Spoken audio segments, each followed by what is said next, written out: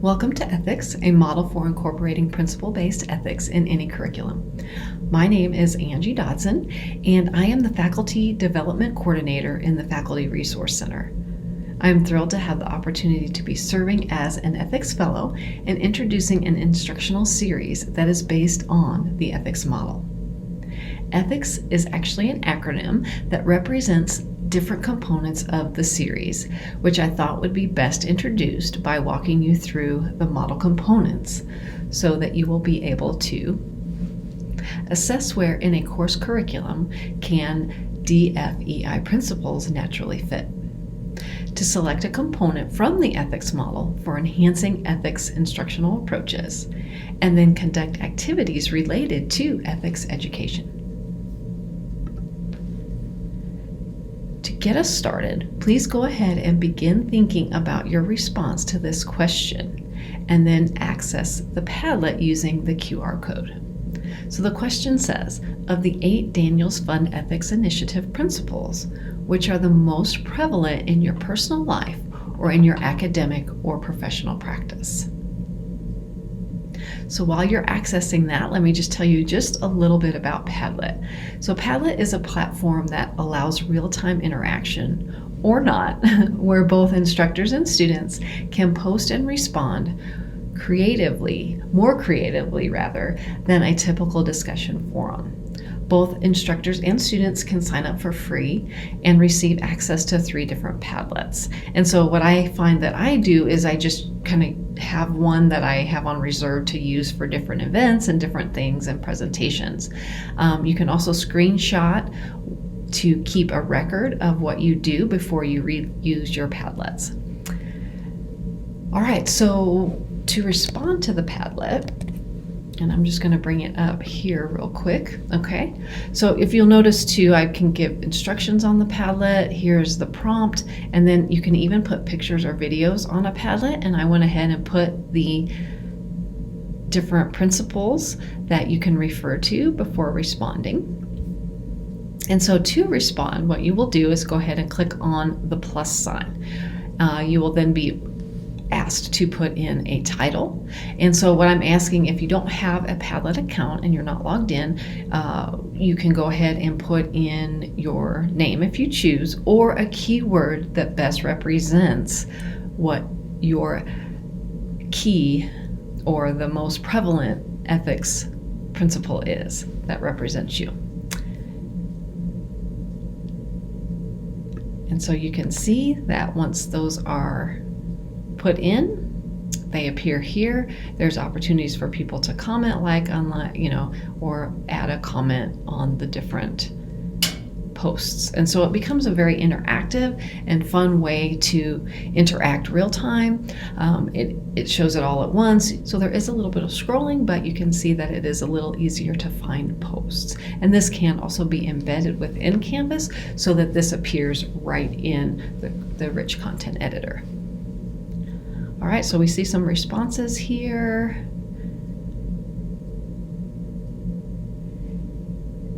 And so the next thing I want you to be thinking about is, how do these appear in your course? So we naturally gravitate towards things that we value. That's going to be coming through organically in our courses. So think about that for a minute. So the next question I want you to consider is, where do you see DFEI principles being implemented across the curriculum? And I'm going to go ahead and scroll through some of the responses that we have already.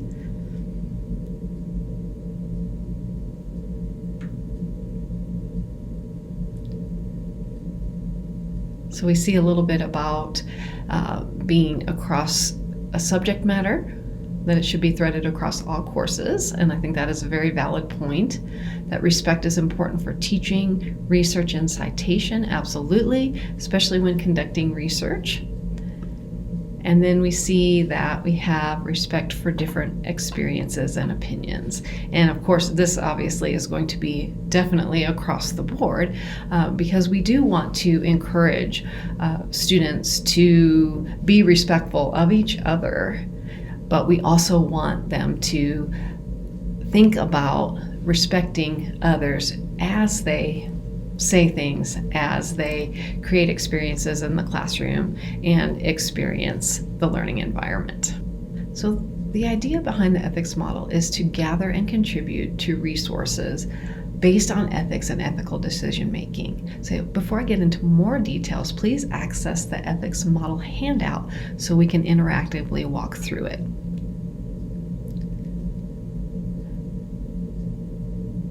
The main goal of this instructional series is to assist faculty in teaching and implementing DFEI principles into courses while incorporating the same into their instructional practice through the following DFEI objectives: to expand knowledge of principle-based ethics in organizations or professionals, enhance principle-based ethics instructions in non-business disciplines, and expand opportunities for non-business majors to learn principle-based ethics anchored in business concepts. The intended outcome is for those using or contributing to the resource to incorporate any or several of the DFEI collegiate student learning objectives in their courses as well. All right, so let's take a closer look at the ethics model. So the E represents enhancing awareness of the DFEI collegiate program. And so this is where resources will be put together to introduce faculty and students to Bill Daniels, the DFEI collegiate program, generally and institutionally specific, the DFEI principle and decision-making steps, the focus areas, and student involvement. So then the second one would be teaching the DFEI principles, focus on ethics that are associated with the field and the ethics surrounding the teaching and learning process. So one thing to think about when you're teaching DFEI principles is the question that's posed here in the Padlet. How is teaching the ethical principles of your field different than incorporating ethical principles in the instruction of the field? And there is a difference, right? So almost every subject matter has some point, or I should say, almost every field has some point at which ethical principles need to be considered. And that is kind of an easy way to incorporate ethics in education. But thinking about the ethical principles in the instruction of the field can be a little bit different. And so that's where this model component really kind of dives deeper, because we want to be thinking of, okay, so as an instructor, what are my ethical responsibilities in equipping my students for success? But also we want to think about what are the students' responsibilities in their role as a student. And so we kind of can create that accountability. We can kind of create those rules of law there where that can be applied. And so that's what this component is really going to be focused on. So we want to think in terms of course analysis. Where in the course curriculum can DFEI principles naturally fit? And of course, that's taking us back to our question on the Padlet. So another part of the course analysis process would be thinking about how the DFEI principles enhance what is currently being taught in a course. So the next part would be planning how to incorporate the DFEI principles. So what do those strategies look like? So to culminate this component of the model, then you would put those thoughts and ideas together into a course integration plan as an application activity within the course. And I'm going to show you a little bit more about the course layout in just a second. All right, so then the third component to the model is handling controversial issues ethically. So this is where you're going to prepare this is designed to prepare the instructor and students for participating in discussions surrounding controversial issues, including preparing content, assessing and supporting emotions, building rapport, and then establishing ground rules. So let's take a look at what is developed as a resource for this component so far.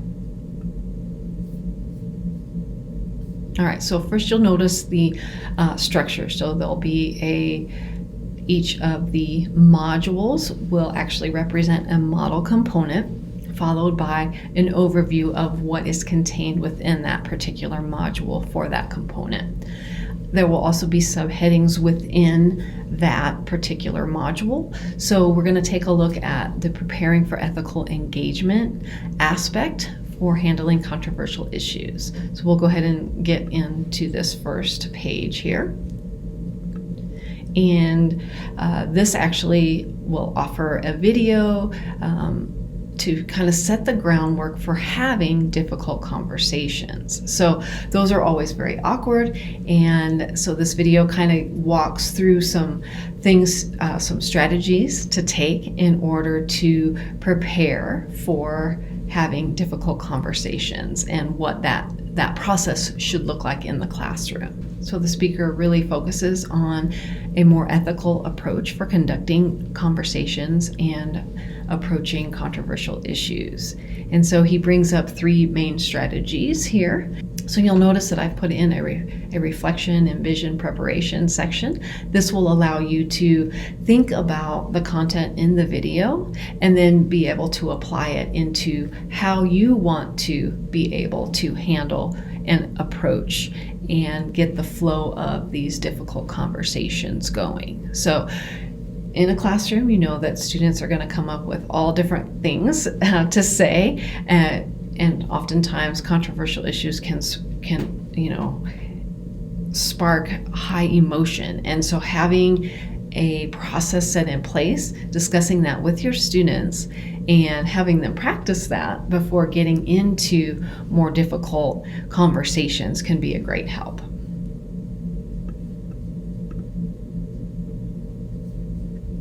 So then the next step talks about how to prepare yourself and your content for ethical engagement. And so there is this self-readiness inquiry so that you can think about yourself and take responsibility for your own feelings initially in approaching the subject.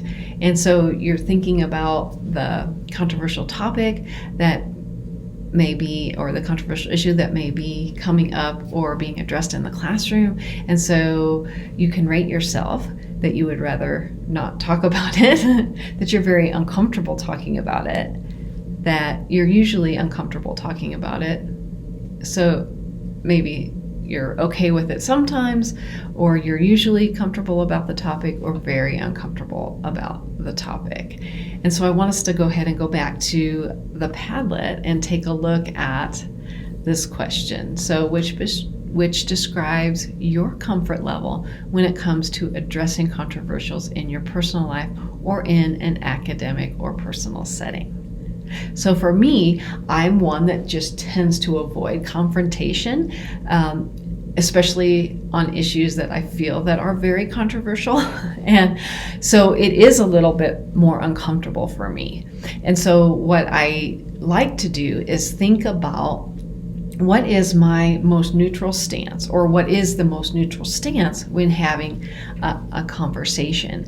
Because a part of what I did in the classroom was making sure that my students don't really know where I stand on a particular issue, because I don't want to influence them. And being a social sciences teacher, teaching history, these kinds of things, it's very easy to put in my own bias and want to lead students to think in a certain way. And so I kind of want to take a step back when I'm dealing with issues that are more controversial and kind of play devil's advocate, if you will. And so that, I feel, is my real role, my responsibility, the way that I can put forth fairness, the way that I can put forth accountability as an instructor of controversial issues. And so having this opportunity to really reflect on where I'm thinking and what I'm feeling about it really helps me prepare and feel more comfortable about how I want to facilitate this kind of conversation. All right, so The next part is preparing my content. So oftentimes, we use graphics, we use quotes, we use some things to kind of get attention and get things going when we're about to discuss a controversial issue. Or we can use these kinds of things to lead into that conversation. And so one thing to keep in mind is, what is that content? What are those images, those graphics, those quotes already saying or already putting forth, as far as how is it setting that foundation for the conversation? And so thinking about what I'm doing with my content and how I'm creating a more safe and inclusive environment to have these discussions is very important. So that's what this video talks about. All right, so then the next area turns that to the emotional side of the discussion. And so it gives the strategies for how you can prepare your students and equip them for having these kind of conversations. And so this is where fairness, respect, viability come into play. Okay, so the first strategy focuses on processing emotions and thoughts, and this kind of creates a sense of fairness for the learning environment, that everybody will be experiencing emotions to some degree, and then how do we actually use strategies that can be used in the discussion to make sure that each argument is understood and time is taken to come up with non-emotional responses. And the next one is to gauge the comfort level, and this is where the respect factor comes in. Each controversial topic is going to impact a student a little differently, and so being able to have a way for them to assess and communicate their comfort level in the midst of the conversation. So say the rule of law is based on, everybody participates, it's got to be, positive, and you've got to contribute in some way. So allowing a way for students to communicate and gauge their comfort level gives that opportunity for students. It kind of gives them a way out, so to speak. So they're able to communicate, hey, I'm not really comfortable at this point. I'm going to refrain from comments, participation. And so you're allowing them to have an opportunity to still participate, but in a different way. And so it goes back to fairness, but you're also respecting the feelings that they have during that controversial conversation. All right, so then the third one is focused around viability and debriefing the experience. And if anything, this is probably one of the most important aspects of having ethical conversations around controversial topics, because you want to incorporate ways that participants can process the dynamic of the discussion that's centered around that particular issue. And so there's three kind of overlying principles that we go into here. So what just happened, this allows students to kind of take ownership of their feelings and the experience and what has transpired throughout that conversation. What is the significance? This will help guide students in the analysis of the experience to kind of unpack the challenges that they face, the benefits, unexpected or epiphany or aha moments that they had throughout the activity. And then participants are also exposed to others' experience. So this creates an opportunity for students to relate to one another, to build on each other's ideas and experiences, to contribute to it, and to potentially benefit overall from the conversation. So then the next thing is, how is it applied? Having students walk through the so what factor of this whole topic. You don't want them leaving feeling uncomfortable or upset or angry, or that they didn't have a fair say and that it was for no purpose, right? You want to make sure that they're allowed to see how what was just discussed can be applied to their experience and their own learning experience.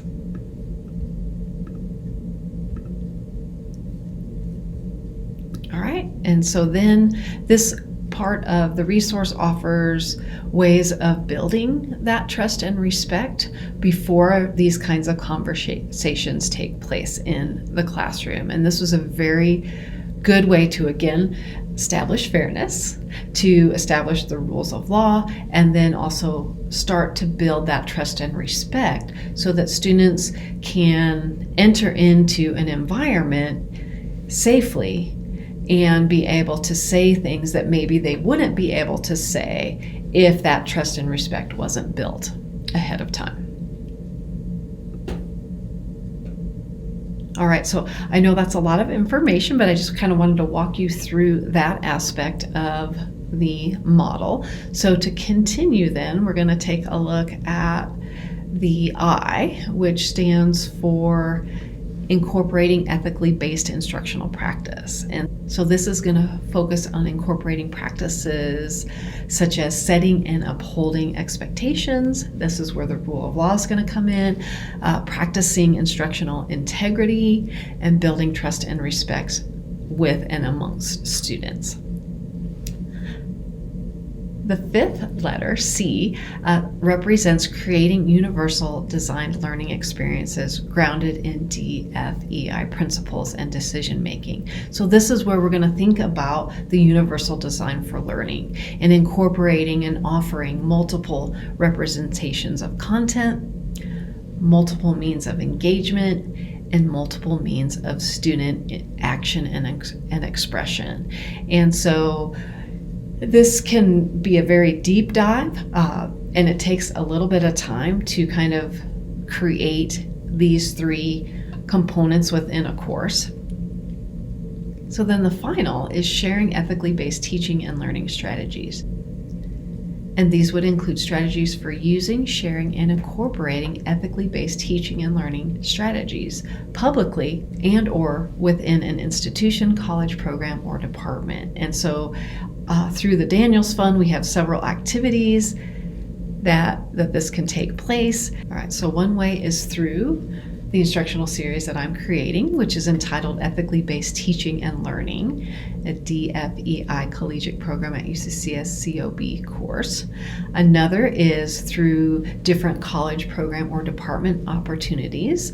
And then, of course, the DFEI Collegiate Program UCCS COB opportunities such as ethics roundtables like this, different conferences, and different events. Another opportunity is, of course, through the Faculty Resource Center events. So we offer gift exchanges, which are opportunities that you can share information and train others on what you are doing. The Teaching and Learning Conference that's offered in January. Again, you can do a TED Talk style presentation or a workshop that can, pass on these ideas that you may have, or these strategies that you're using already in your classroom to increase the ethics education. As a part of the Ethics First event, I'm planning to do a book study or a teaching circle on the book Blind Spots that was touched upon in that particular event.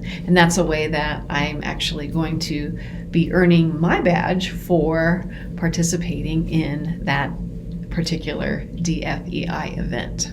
And we also have an opportunity at the New Faculty Retreat, which is really a good place to share out any of these kinds of ideas or approaches or strategies, because they are new faculty, and what a great way to introduce the DFEI collegiate program at UCCS COB than through this particular event.